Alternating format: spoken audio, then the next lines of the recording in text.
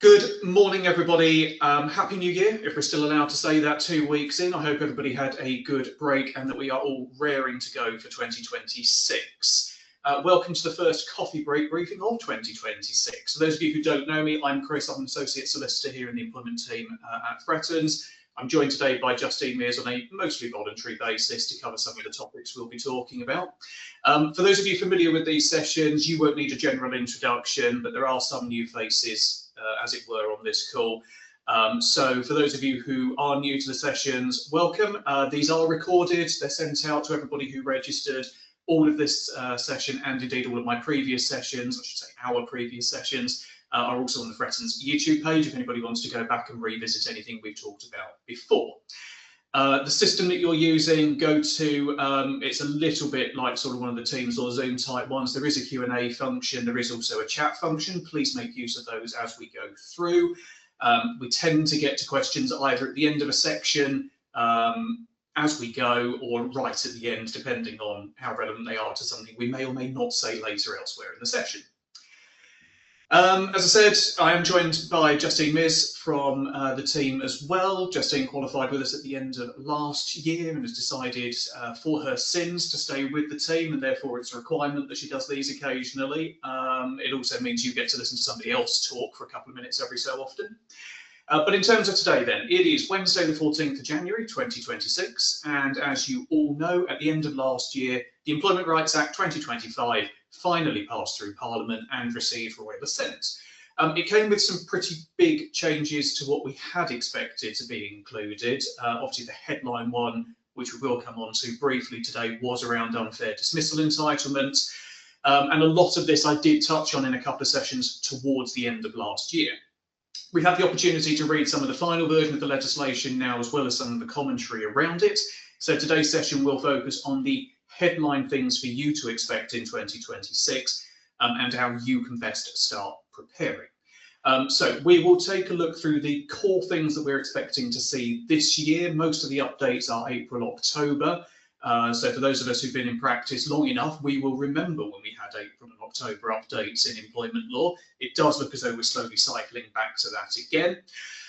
Some of what we're talking about today, by which I mean a lot of what we're talking about today, is subject to future regulations for the specific implementation. And some of the ways we'll also cover today, we think you may want to start preparing for these changes. So what are we seeing crop up this year? Firstly, we've got shifts in the trade union rights and procedures. There will be changes to collective consultation rules at some point. There are changes to family-friendly rights. We've got SSP changes coming up. There's some changes to the way that whistleblowing is going to be treated. We'll see the introduction of the Fair Work Agency, whatever that may end up being. And then later this year, we've got changes to how fire and rehire is practiced, or not, as the case may be. Further changes to harassment law, in addition to the ones that we've already seen over the last 12 months. There will be more trade union stuff later this year as well and into next year. We've got some changes to tribunal procedure, and of course the unfair dismissal change will kick in next year, but your thoughts about it will be relevant to this year, so we will touch it now. Today is just a very general overview. We will talk about these in more detail as regulations carry on moving forwards. Some of these are also still subject to ongoing consultations or consultations that concluded in December, and we're waiting the outcomes of those as well. Somebody has asked if the slides will be shared. Probably yes. I think they're usually circulated in one format or another. The other thing I'm going to do very briefly today is mention a couple of key ongoing and recently publicised cases, which I think may start to have some significance in 2026. I suspect most people will be familiar with some, if not all, of these from the press or from previous sessions. So I will touch on them this afternoon, towards the end of today's session. Next month's session, I'm going to talk about discrimination in more detail, to which all three of these will be relevant. And so with that introduction out the way, quite lengthy introduction out the way, we'll move straight into what we are seeing starting from April of this year. And I think I'm passing straight to Justine. Yeah, I think you are. So, hi everyone, thanks for having me on today, Chris. So I'm going to start by looking at the changes to SSP. So to start with, what I'll do is outline the current position and what the change is going to be in April 2026. So as I'm sure you're all aware, currently SSP is payable from the fourth day of someone's absence, so therefore there's a 3-day waiting period. There's also a lower earnings limit in place of £125 a week, and so workers must earn over that threshold to be able to receive SSP. The changes that are coming into place are that statutory sick pay will be payable from the first day of absence rather than the fourth.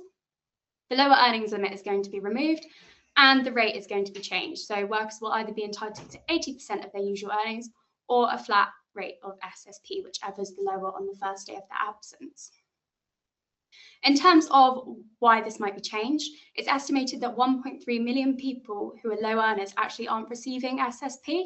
So one of the reasons that the government have given for implementing the change is hopefully it will open the door to people who are under the lower earning limit to be able to receive SSP. In addition, having SSP payable from the first day of illness may mean that people are more likely to take time off and not come into the office or workplace and spread things that may be contagious. So that may be a positive. Something that may be important to do to kind of prepare yourself for this is look at your short-term absence policies. There is the possibility that individuals may be taking more frequent short-term absences if they're going to be paid for it rather than having to wait for 4 days. So it's important to prepare that you actually start looking at these policies and implement things that will stop this potentially being abused by people. Okay. Like I said, that's a very quick overview of SSP, but there's not too much to say other than the current position and what's going to be changing. So now I'm going to move on to family-friendly rights. So I'm going to cover paternity leave and unpaid parental leave, and then we're going to look at gender pay gap and menopause action plans. So again, there's not a huge amount to say on these two things, just sort of what is changing. So we'll start with paternity leave. So currently, only employees with 26 weeks service are entitled to paternity leave, and that's counted at the 15th week before the expected week of childbirth or the week their partner is notified of being matched for adoption. The changes that are coming into force in April 2026 make this a day one right. So essentially what can happen is an employee could be employed, and on their first day of employment, they could notify you that they are going to take paternity leave in the future. Also, the government are removing the current restrictions on taking paternity leave after shared parental leave. So that's with the aim that it makes it more flexible and individuals are able to actually take more time off to care for their child than perhaps they were previously. Looking next at the unpaid parental leave, again, the current position is, that I'm sure you're all aware, the individual must be an employee. They must have at least 1 year's service and have parental responsibility for the child. So that would be that you're named on the birth certificate or adoption certificate, things like that. Again, this is going to become a day one right. So the same way as parental leave, an individual could start on their first day, say, I'm going to take off parental leave. And again, this is probably to make it more flexible. And perhaps one of the reasons that the government have actually introduced this is to make it more in line with things, the other family-friendly types of leave, such as maternity leave or adoption leave. So that may be one of the reasons. Finally, on the slide, we've then got gender pay gaps and menopause action plans. So looking at gender pay gap first, it's actually estimated that the gender pay gap is 14.3%, which is higher than what I thought it was going to be, if I'm honest. And despite employers with over 250 employees being required to publish gender pay gap information since 2017, in 2018 to 19, only half of those relevant employers actually published the information. So that, again, may be one of the reasons that they've kind of looked to implement this mandatory change. So in 2026, employers are going to be be able to voluntarily provide this information. And then this is going to become mandatory at some point in 2027. We don't have a specific date on that yet, but so I guess just keep looking at the news for that. Next, looking at the menopause action plans, it's actually estimated that 10% of women who worked during menopause left their job due to their symptoms. So this is one of the reasons that the government have actually looked to implement the menopause action plans to help support individuals who are going through that whilst at work.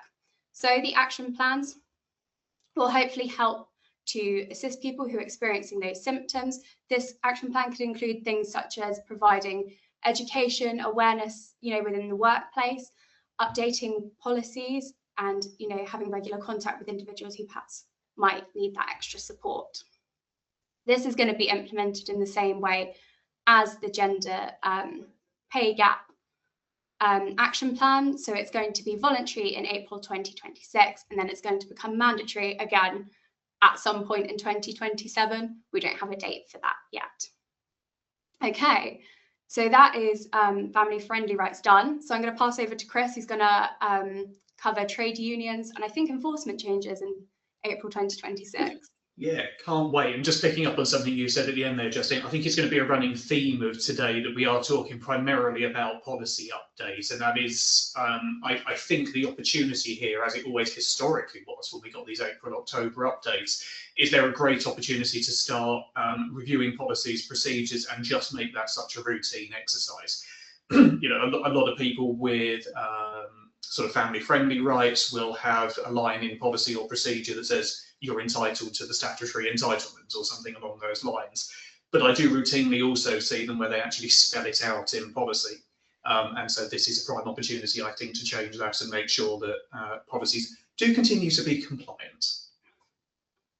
So, trade unions, which I'm sure everybody is thrilled to start talking about. I seem to be accidentally becoming our expert on the changes to the role of trade unions. So I will cover this briefly now because I do think it's important. It is a fairly significant change. And I also know just from seeing the list of people who are on this call that there are several people here who are in sectors which are traditionally unionised. That said, if anybody wants a dedicated session just looking at engagement with trade unions, a more in-depth comparison of what is the current law versus what is changing, please do let me know. I am more than happy to try and run a dedicated session on that because this is something that is quite a big change for us and is something that a lot of people have not had to engage with for quite a long time outside of certain sectors. So in short, the aim of all of these trade union changes throughout the Act, to me, is a concerted move towards representation in the workplace and more collective bargaining style arrangements. It's not something most of us outside of primarily the public sector and also perhaps a handful of others will have had to deal with for a very long time. I mean, in my career, I've had very limited engagement with trade unions. Justine, I doubt you've even had to address them either in study or during your training, other than potentially as kind of the companion at a disciplinary hearing. And that's where most of us are familiar with trade union engagement, really. So the first bullet point on that slide really is simply a change in regulation to allow for e-ballots on industrial actions to be held more readily. I think it's fair to say that will increase the overall number of votes. But of course, an increase in the number of voting individuals doesn't necessarily change the likelihood of hitting threshold for any particular action. It is just one of those things that makes it easier for a union to engage with members and to actually result in a meaningful ballot and a meaningful vote. As an aside, the mandate period, so that is the length of time after a vote takes place before a union would then need to have a new ballot to continue to justify action, is going to be extended from 6 to 12 months. Currently, that 6-month mandate period can be extended by agreement. The 12-month will become a maximum. There'll be no scope for kind of an informal extension to that. That particular measure, by the way, including the e-balloting, that kicks in very, very quickly. That's more likely to be next month than April. I've mentioned the Fair Work Agency here because when I was putting the slides together, it felt a sensible way to include it within enforcement action. That said, on reflection, the Fair Work Agency has got almost nothing to do with trade unions, and I probably shouldn't have put it here, but I'm going to talk about it anyway. Trade unions and trade union enforcement is all governed by the Central Arbitration Committee. That is somebody I will come back to later. But the role of the Fair Work Agency will be more around centralised enforcement of basic statutory rights under existing law and also those changes when the Employment Rights Act 25 is fully implemented. As far as I can tell, the Fair Work Agency looks as though it's going to absorb a lot of functions already performed by people like HMRC minimum wage enforcement teams. And it does seem to me that despite some of the media attention on this as a kind of investigative agency, or a worker can make a report and suddenly they'll be auditing all of your accounts, the cynic in me says that there is more strength in them as tackling illegal workplaces than trying to make a big issue out of workplaces that are trying to do the right thing. I think the intention behind them really is about sham workplaces, sham worker relationships, and exploitative working relationships, than it is about some of us who might get holiday pay a little bit wrong occasionally with irregular hours workers. In addition to that, of course, we know the current state of sort of government and the public sector. They are not going to have the resource to be investigating every single workplace complaint. It's why we have the private enforcement mechanism of an individual bringing a claim through the tribunal. So, the big one for us for trade unions, though, is changes to the recognition process and how a trade union goes about being recognised. I'm going to start by talking about what is known as compulsory recognition under the current system. So under current law, there is a pretty protracted process, actually, by which a trade union can secure recognition through an application to the Central Arbitration Committee, the CAC.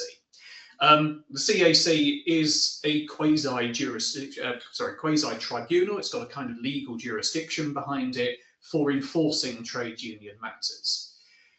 In order to obtain compulsory recognition in that way, a trade union has to meet specific thresholds and provide statistic-backed evidence to support the level of recognition that they are intending to achieve. So at application stage, a union is currently required to demonstrate it's likely the majority of a proposed unit of workers would support recognition. And what we mean by the unit of workers there is the group of people they say they represent. That requirement will be removed. At ballot stage, there is then a requirement to show a 40% support for recognition. This will also be removed. In order to make an application moving forward, therefore, to the Central Arbitration Committee, basically unions will only have to show an actual majority of votes cast. So, presently, the union also has to show that it actually represents at least 10% of that proposed unit of workers. In other words, if there's 100 workers within that proposed represented unit, at least 10 of those would need to be active members of that union to show that there was that level of representation already. The ongoing consultation with this and proposed change under the Employment Rights Act is basically to reduce that to a threshold of as low as 2%. So what's the long and short of this? The long and short of this is it makes compulsory recognition easier for a union to achieve. They can do so with a smaller percentage of the workforce simply voting in favour of being recognised as the union representing that unit. What does this mean for employers moving forward? Well, your biggest problem when you're negotiating with a union who represents a small proportion of your workforce is that you are limited in what you can do with the entire workforce in that situation. So a prime example of this would be pay review time. You want to implement a 2% pay increase across the board. That's what you've decided you can afford, and the union objects to this and enters into negotiations with you. You cannot pay everybody else who is not a union member that 2% pay increase while carrying on the negotiations. You cannot tell everybody else that the reason they're not getting their pay increase is because you're arguing with a union about a different figure. You cannot put any pressure on anybody to change their view as to whether they support the union, or indeed ask non-union members to apply pressure on your behalf. To all intents and purposes, it stalls that entire process while those negotiations are ongoing. And in this situation, this could now mean that this is happening even with a much smaller proportion of the workforce. Separately to that compulsory recognition process, there has always been voluntary recognition and an informal agreement, which is sort of quasi-formalised, I suppose, between an employer and the union. That process still exists, that process is still ongoing, and I know there are people on this call in workplaces who have already been contacted by trade unions to talk through that process. At this point, I think what we need to be doing is seriously considering what our potential union representation looks like. What percentage of our workforce do we think may actually want a degree of representation? And what is the risk of a union then approaching with a view to recognition? The advantage of voluntary over compulsory recognition is if you go through the compulsory process, you lose control over what exactly it is the Central Arbitration Committee decides you are going to have to engage in representation on. You may not agree it through voluntary negotiations, and it may well be that the union wants engagement in more things than you're prepared to offer, but it is still better to have that conversation, to sit down and talk about exactly what it is the union wants to represent on, than it is to go all the way through the Central Arbitration Committee process and risk being told that it's everything. Because that could be pay, that could be terms and conditions, it could be working hours, it could be negotiating on every redundancy consultation exercise, and beyond.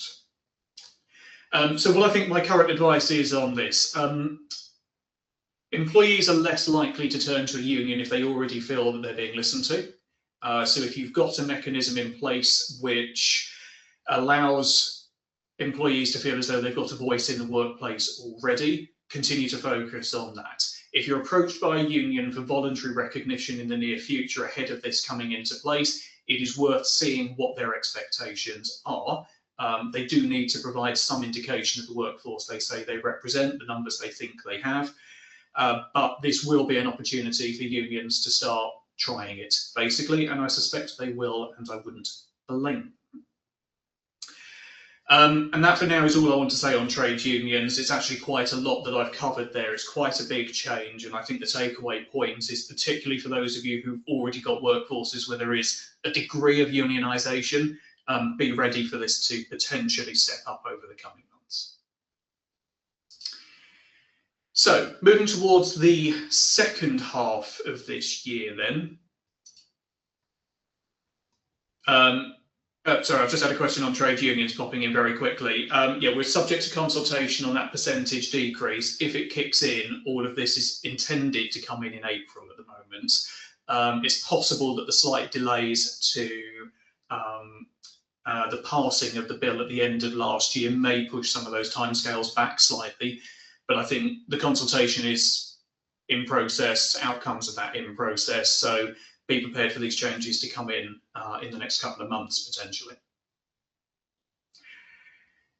So, as I say, rolling into the second half of this year then, and the changes we're seeing from October onwards. First one I want to cover very quickly is on tribunal claims, something none of us want to think about very often. First thing to pick up there, somewhat out of the blue at the end of last year, this regulation was suddenly passed that the ACAS early conciliation period was extended from 6 to 12 weeks. I was talking to a conciliator yesterday who was absolutely thrilled by this for fairly obvious reasons. Doesn't particularly help us as employers, of course, because what we now have is this situation where traditionally we've had the 3-month deadline for an employee to bring their tribunal claim, to issue their tribunal claim before it's considered out of time. That was always paused by the ACAS period of 6 weeks. The fact that is now 12 means we've actually, in effect, extended that 3-month period to at least 6 months anyway, from event to claim being issued. Now, on top of that, what changes towards the end of this year? Well, that basic limitation period increases as well. For a long time now, we've had this 3 months less a day in our heads. It's going to become 6. So what does this actually mean in practice for us? Well, we dismiss somebody in January. They have the ACAS period at some point. They have 6 months anyway. If you apply all of the current tests to this, it is perfectly possible that they will not have to issue their claim until very late summer. Add on the time that it takes for the tribunal to process a claim, and a dismissal that takes place in January, you may not even become aware of that claim until September or October of that year. I think that seems realistic. Certainly my experience of the tribunal system at the moment, it could even be later than that. So Absolutely no good news to give you on this one whatsoever. I think it's only going to result in more claims, employees having more time to consider the claim, and also obviously to take the advice, process, prepare, and potentially issue that claim in the first place.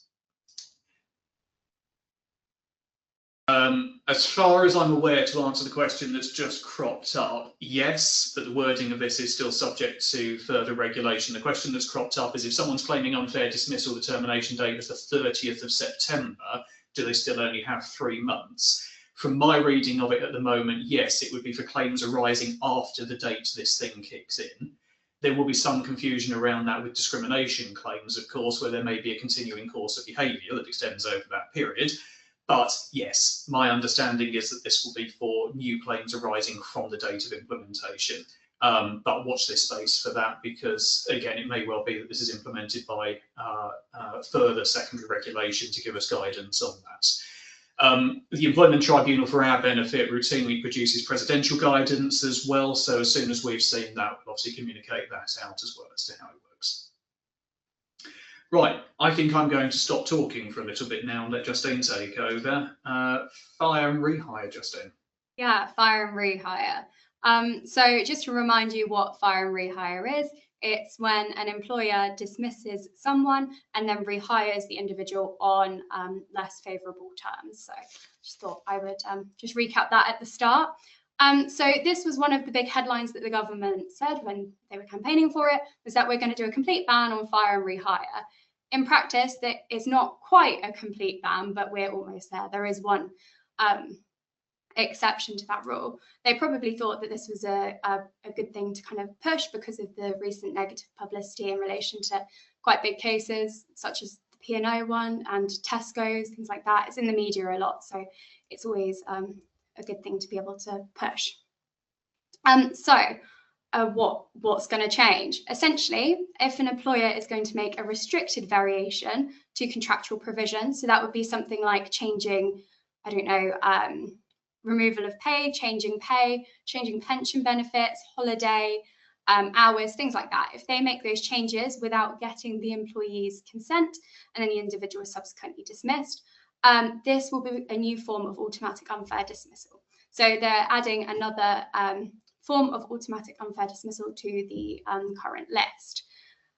This will extend to if an employer dismisses an employee and then employs another individual to do that role, which is basically doing the same job or substantially the same job, but on less favourable terms or different terms to the other individual.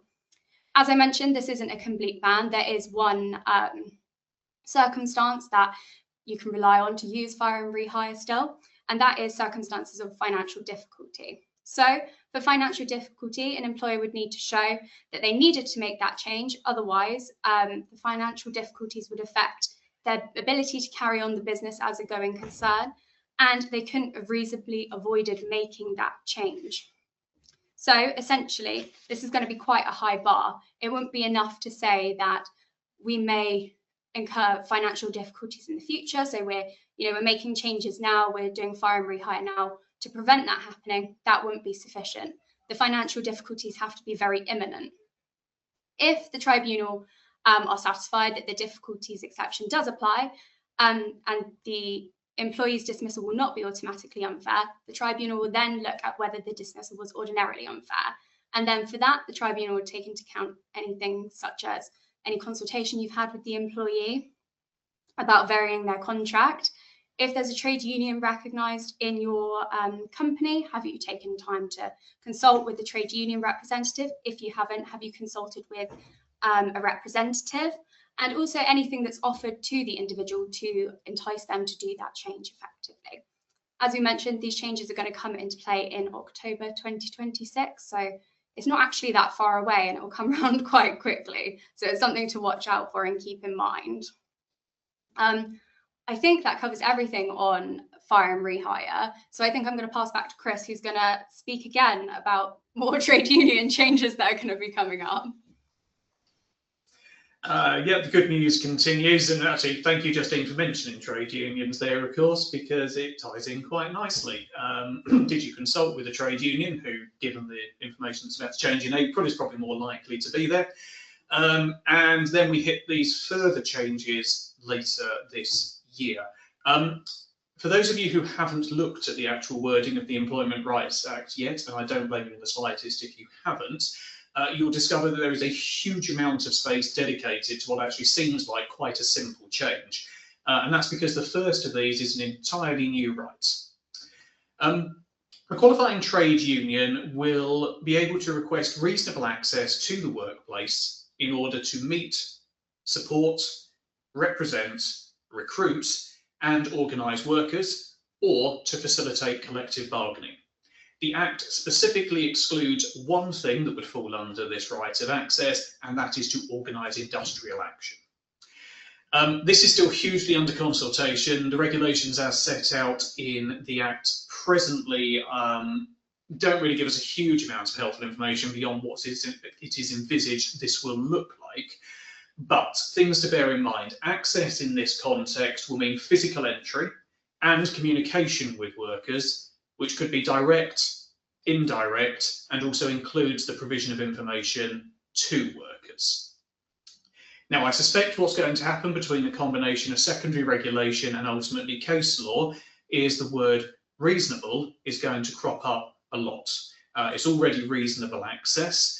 And the reason for that, he said, I'm going to try very hard not to use the word reason and reasonable too much in this. But I think the underlying reason behind that will be that it will be very much workplace and circumstance dependent. So let's look at the current situation. A union comes and knocks on your door and says, we'd like to access your workplace in order to start recruiting people.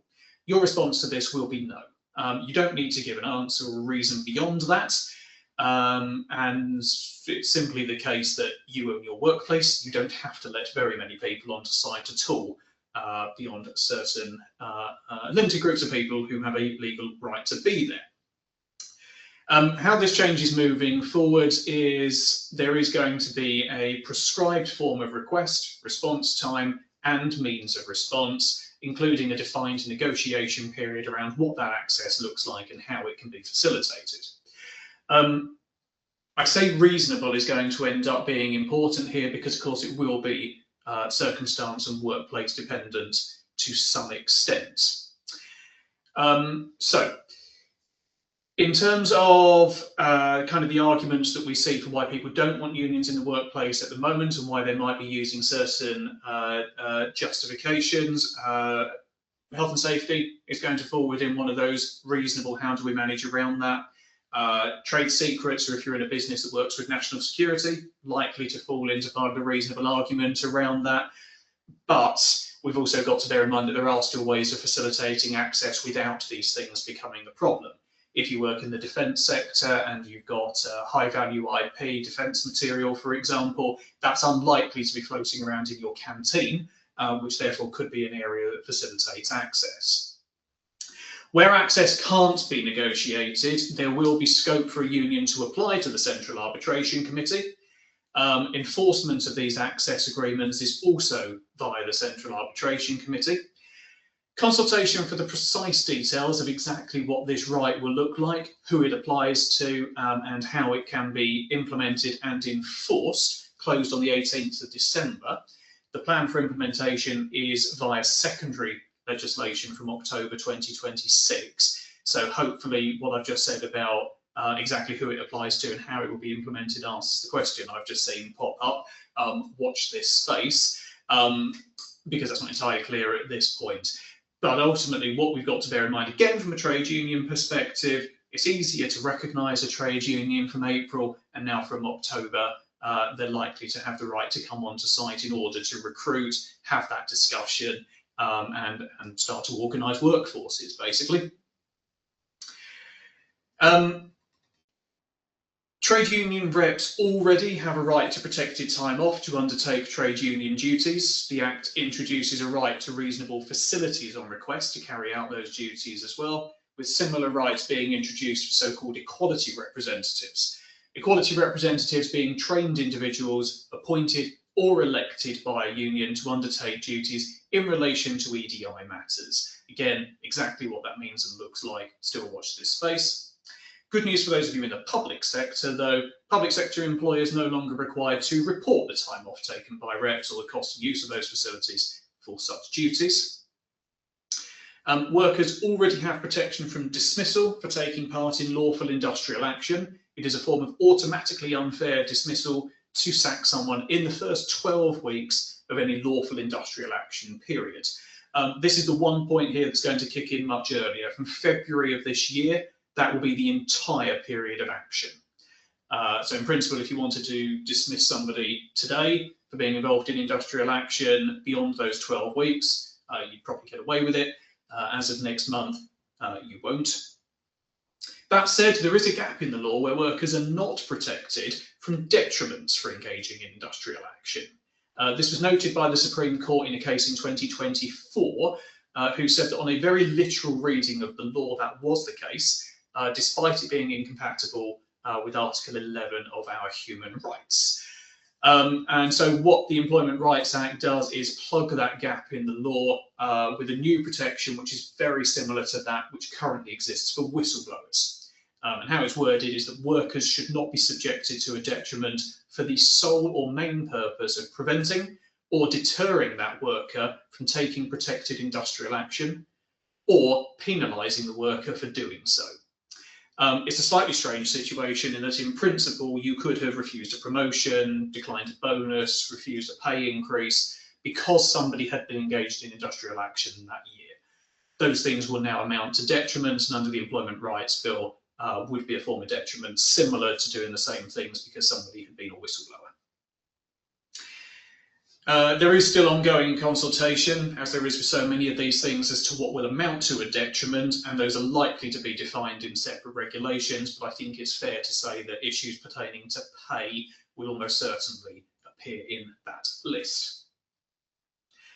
With the middle point there, the Act does allow for regulations to follow as to what information has to be provided. The statement of right to join a union will need to appear in the Section 1 statement, what most of us look at as our contract.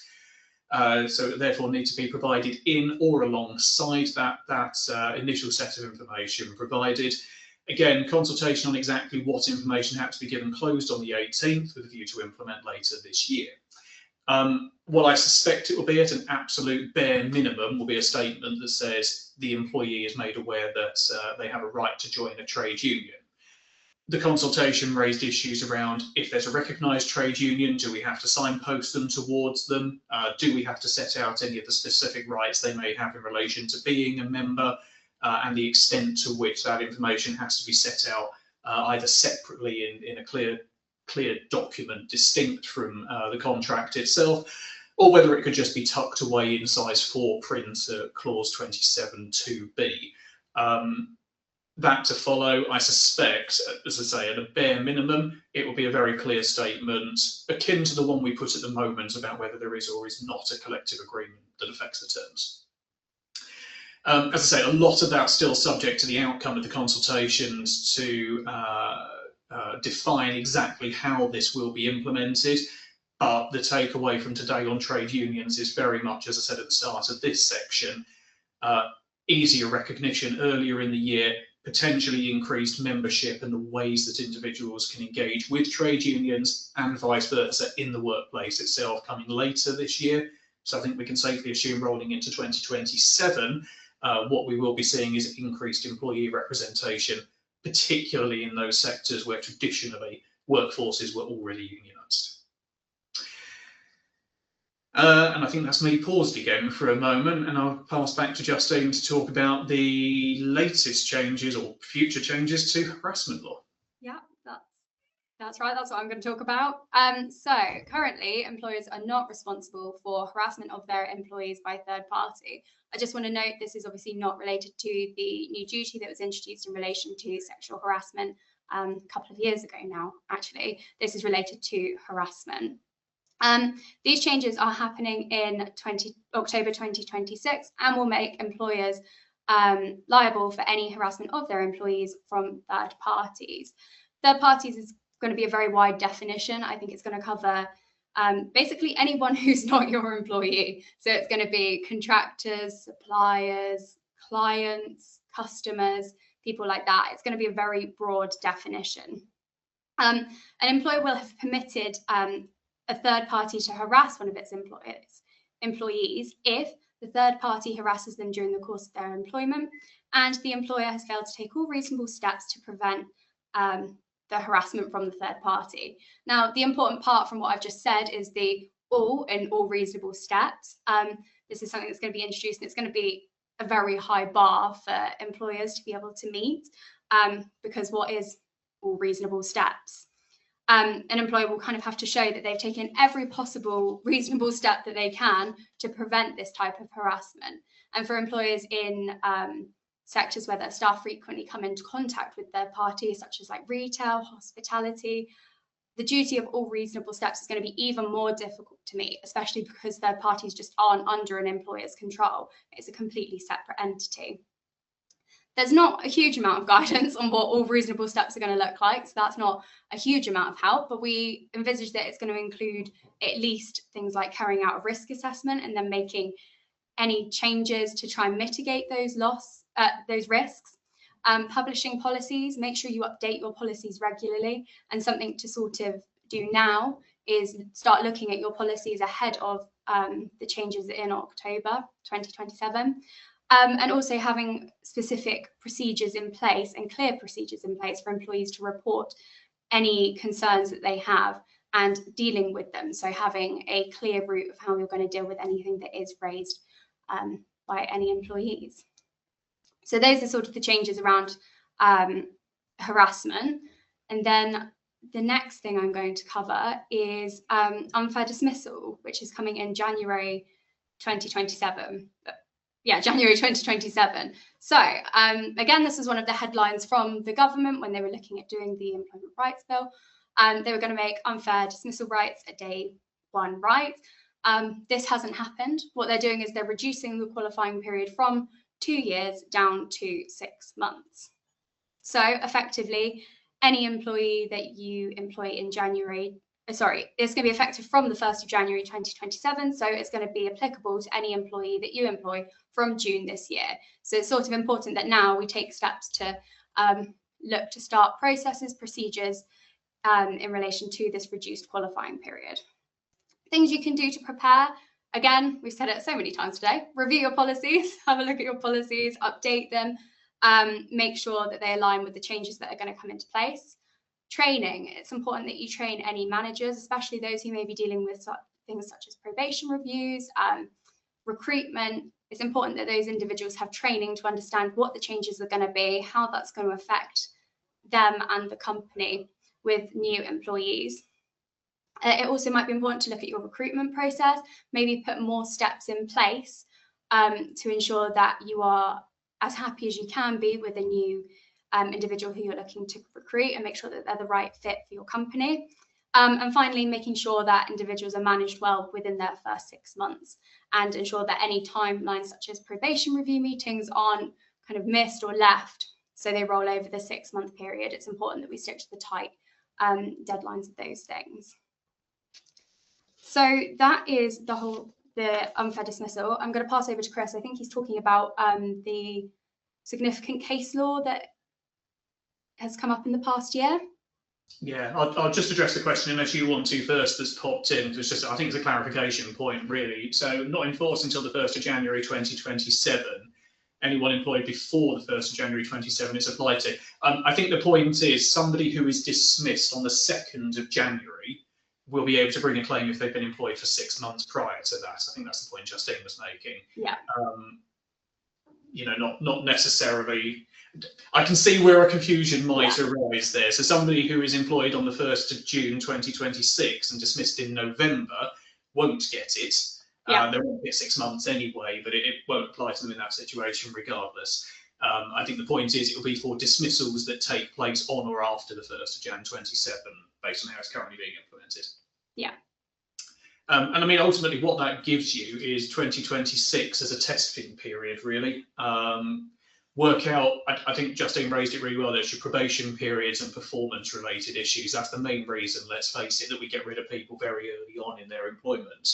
What you don't want to be doing after these have started to kick in is create a situation where it's being discovered at 5.5 months that somebody isn't actually good enough at their job. You're not going to go through a sufficient process within those 2 weeks to be able to terminate somebody's employment properly. I think in that time it would carry some risk. I think you want to be making that identification very, very early and making sure that you've got the system in place to make sure that a dismissal for somebody who is just not the right fit can happen within that 6-month period. Fine, I'm going to touch very briefly, as I said at the start, on a couple of these case law points. I'm conscious both of time and also that I suspect we will want to give a little bit of time at the end for any questions about what we know at the moment and some of what we talked about today.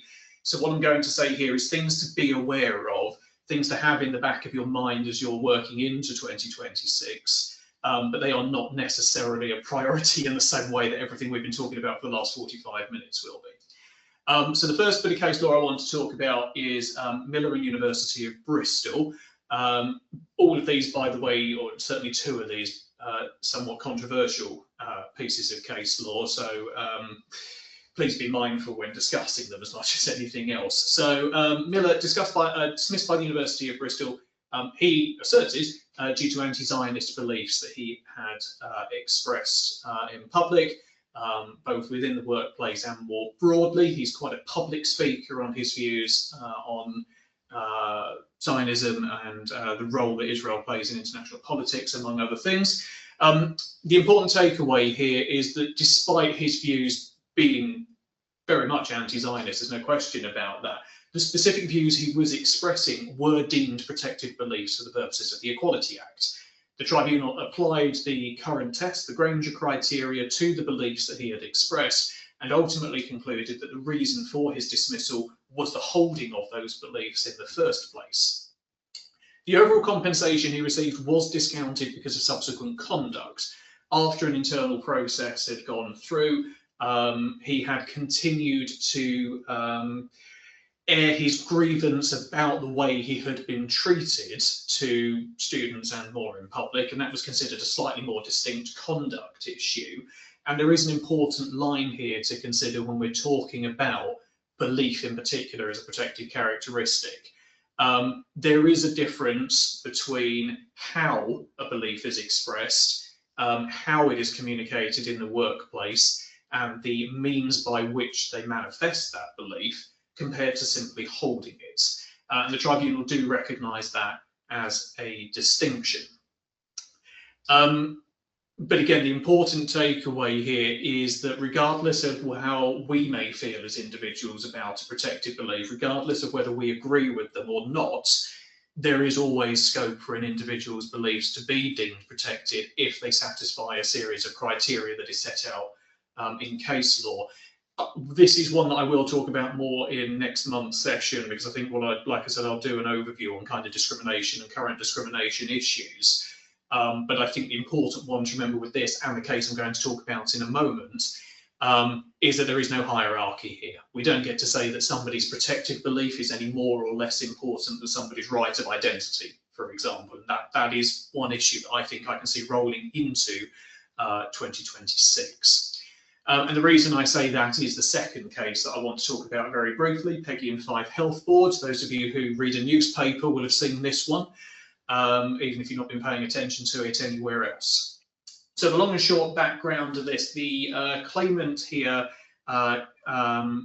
raised a grievance against Fife Health Board because they objected to a trans woman making use of female changing facilities. That's the real basics of it.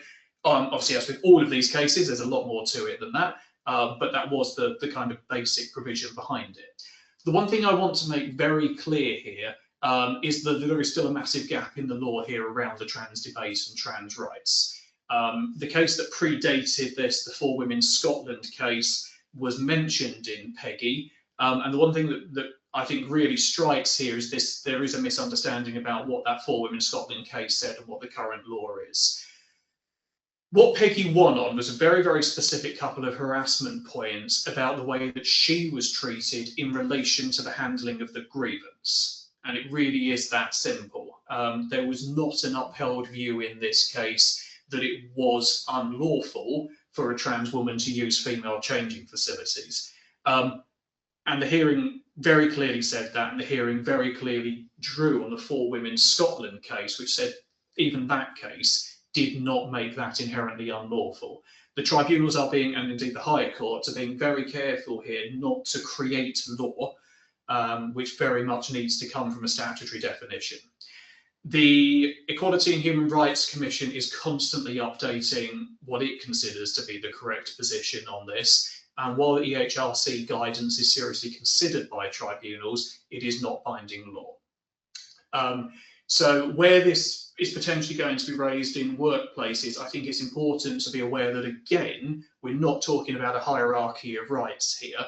The Equality Act doesn't produce that. There is no absolute here that an individual's the individual's belief that a trans person has not become that gender does not supersede the trans individual's right to identify as that gender. And this is going to create confusion up until either we have a clear Supreme Court determination on definition, which Four Women Scotland didn't necessarily give us for those purposes, or until there is a change in statutory law on this.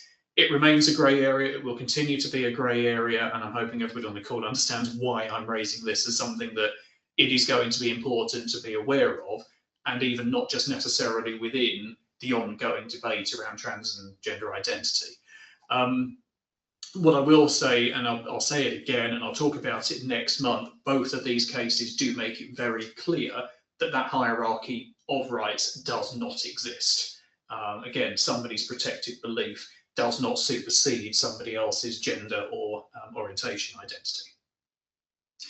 The other one, just to be a little bit aware of this year, I suppose, and just touch on as an area of interest to finish today, really, are the ongoing equal pay claims. Back in 2024, most people will be familiar with the fact that Next Retail were held to have breached equal pay law.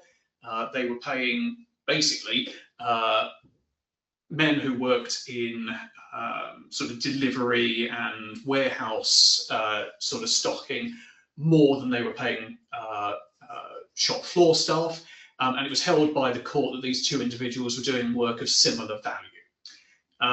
The kind of controversial element around this case is that whether work of value and the value of work that's being done by an employee is something that is subject to judicial assessment at all. The law tells us it is, and I suppose the argument around this case was actually we had fewer people wanting to do the work in the warehouse, and therefore we had to pay them more simply because of the market rates. And the tribunal completely rejected that argument and said, no, the law tells us that if we can deem the work to be of comparable value, and the only ostensible difference between the people is ultimately their sex, then we can uphold an equal pay claim.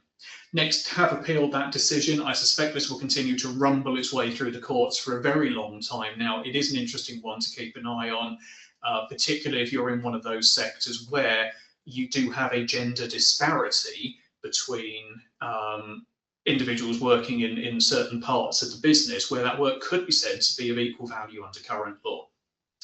It also draws quite nicely, obviously, on the point that Justine was making earlier about gender pay gap reporting, because things like this will start to become more apparent as more organisations are pulled into that scope of having to do gender pay reporting. And that, with about 5 minutes to go until 11 o'clock, is pretty much all I want to talk about today. So we'll come back to questions in a moment. As I said all the way through, next session will be on Wednesday, the 11th of Feb. Most people hopefully will be able to join us again for that. A couple of people on the call will know why it's not Wednesday the 4th. It's because I'm on client visits. I will talk about a discrimination update, as I said all the way through, and some of the key issues I think we're likely to see in discrimination law. I think that'll be a really useful one. It will draw nicely on some of the things we've talked about today. We'll revisit definitions of harassment and also the protected characteristics and how it can be triggered, because of course that will roll nicely into any planning you may want to do about third-party harassment in the future. So What I'll do there, I'll pause. I'll thank everybody for joining me today. Justine in particular, thank you for coming on, mostly voluntarily, as I said earlier. Hopefully everybody has a wonderful rest of your day, has a great month, and we will see you all in February.